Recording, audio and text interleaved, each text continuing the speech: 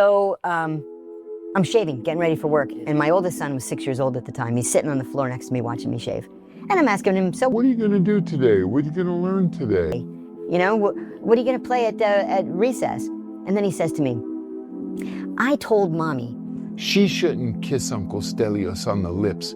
She should only kiss you on the lips. And she told me to mind my own business. I felt like I had been electrocuted. So I wiped the shaving cream off my face. I went into the bedroom. She was sleeping, and I kicked the bed. And she says, what? I said, who the fuck is Stelios? She said, where did you hear that name? I said, who is he? And then she said, don't believe everything a 6-year-old says. And I said, I'm gonna leave before I do something that I'm gonna regret for the rest of my life. And so I got in the car and I went to work.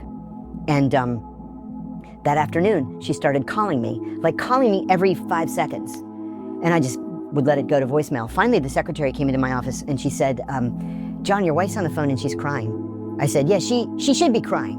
And she said, no, she was in a car accident and she's injured. And I was like, for God's sake. So she was calling my phone again, so I picked it up and I said, what? And she said, I had gotten in an accident and I'm injured and the kids are crying. And so I drove up to the accident scene and the car she was first in a left-hand turn lane to make a left. There was a guy 5 cars back.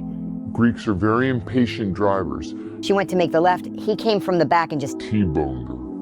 And pushed the car up onto the sidewalk and demolished it. And she broke her wrist and it was a big mess. So I go up there and get out of my car, my fully armored, BMW 540 with, my 2 guns. And I said to him, what happened here? And he gets all excited. He says, your wife, inabutana. She's a whore. I said, my wife is a whore? And then he was in a coma for quite a while, 3 days. Oh, you had that built up. Any other day, Yeah. I would have let it go. Yeah. Any other day. Yeah. So I got arrested. Oh, you did? Oh yeah. And How do you arrest the CIA station chief? No, I wasn't the chief. I said, look, I have diplomatic immunity. So, I'm sorry. I'm wrong. I admit I'm wrong, but I have diplomatic immunity. And they're like, okay, just sit in the cell. They left the cell door open. And they let me keep my gun. Which was nuts. Yeah.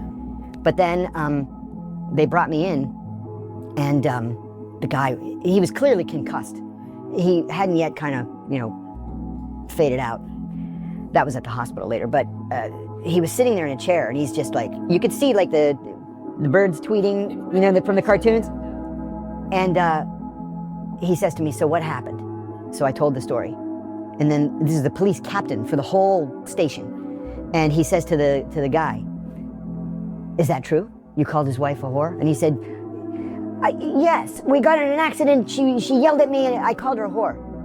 I did not know that it is a crime to call a man's wife a whore in Greece. And so they charged him. Wow. And I said, listen, I can't get charged because I have diplomatic immunity, but in good conscience, please don't charge him. I beat him like almost to death. So they ended up dropping the charge. He filed a lawsuit against me later, but because I had immunity, it was just thrown out. And the only fight I've ever been in my entire life. Wow. What do you think would have happened if you hadn't left the house that morning?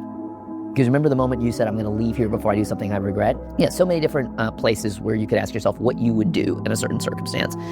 Was that a moment for you? Like if you had stayed there, do you think you could have crossed to the other side? I think it was possible on that day. I remember like physically seeing red, like everything momentarily was a shade of red, and I thought, I'm gonna lose control of myself. I better leave.